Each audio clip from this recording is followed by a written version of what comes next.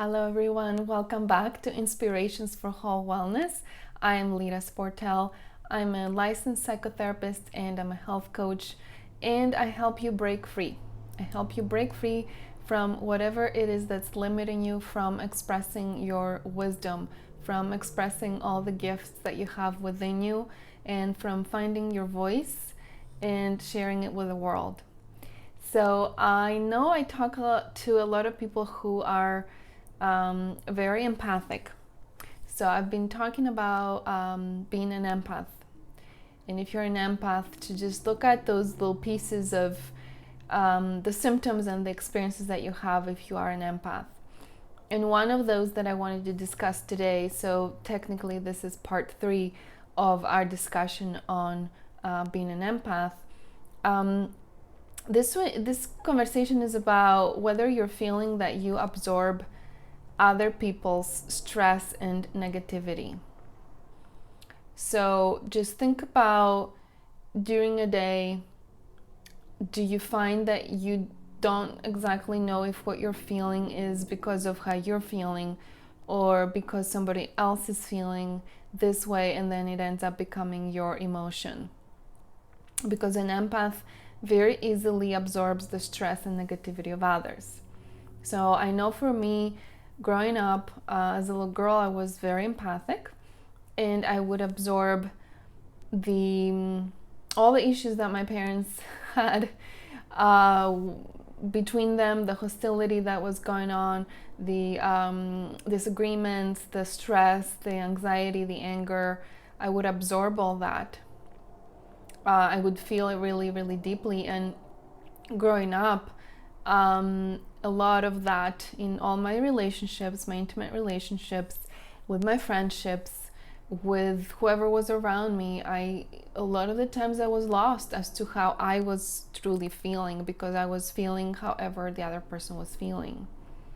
And so for me to become a therapist and do this work, it took some work. Initially, I didn't know I was absorbing so much, so I was just absorbing my clients' stuff. So you can imagine how that would go, especially in the beginning when I was doing my hours as an intern.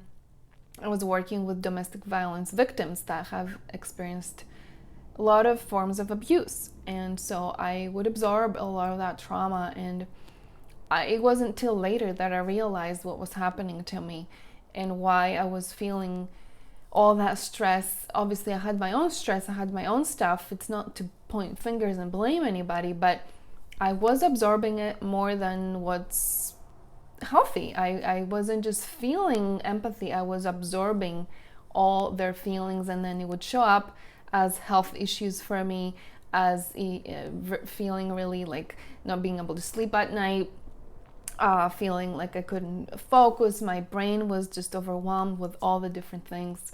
So, which is another question for you: do you frequently get overwhelmed and anxious?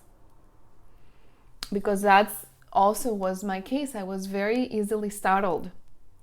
There's, I don't know if you're familiar with the adrenals, the adrenal fatigue, all these conversations around how the adrenals can get really, really taxed to the point where we startle really easily. We have a very low threshold for stress. So when something happens and we feel intensely whatever it is, and then we startle, and then we feel overwhelmed, and it's like it could be a minor little thing happening, yet our reaction is really intense. So that was my experience. There were little things happening in my household, just little things that I didn't need to feel so stressed out about. I didn't need to feel so overwhelmed about, but because I had already such a low threshold for stress, because I was absorbing the world's stress, my client's stress, my own stuff that I was dealing with, my friends, my husband's, all the things were just, I was feeling all of that. Then something little would happen in the kitchen and whatever, and I would just feel so overwhelmed and so anxious. I'm like, what's going on? So a lot of the times we're like, oh, you got anxiety, or you gotta do this and that because you got anxiety. it's not just about anxiety, it's also to realize I'm absorbing other people's stuff and I'm making it my anxiety. So it's nobody else's fault, it's that I wasn't aware I was doing that. I wasn't putting myself first. I wasn't taking care of myself. I was there to help everybody else. I was putting in too many hours of work. I was really caring about all my clients, and I still do, but I was doing it in a way where I wasn't taking care of myself. I wasn't acknowledging that a lot of what I'm feeling isn't even mine. It's actually other people's energies. So it is important to know. No, I don't like the word protect. It's not like I need to protect myself from your energy because you're so dangerous or you're so whatever and I need to protect and defend. But it is important to be aware that I am extending my energy out and now I'm feeling your energy and I'm bringing it on, and I'm not helpful to you if I'm feeling anxious. I'm not helpful to you if I'm overwhelmed with something little that happens, or even with something big that happens. There are other ways to deal with it, and I wasn't being true to myself. I wasn't being inspirited, like I talk about. When we bring spirit in the body, when we bring spirit within, in spirit, when we are in spirit and we bring God in, and we are as God created us, and when we remember that truth, we know that the other person is struggling, yes. What's most loving for me, first of all? How can I support the other person? By first supporting me, loving me, not abandoning me, not abandoning myself in all the stuff that I needed, whether that was time off or extra time to really navigate my own stuff or whatever it is. We talk about all the tools in other conversations, but I was abandoning myself by being so caring for everybody else, and I was ending up being just not like I wasn't healthy at all, physically or emotionally or mentally. I wasn't inspirited. I was in my ego trying to help and do all the things, but I wasn't helping myself. So how can that be? That's sacrifice. That's me sacrificing myself for others. So a lot of empaths fall into that trap of really sacrificing themselves for others, and that's not loving to you. That's not loving to others either.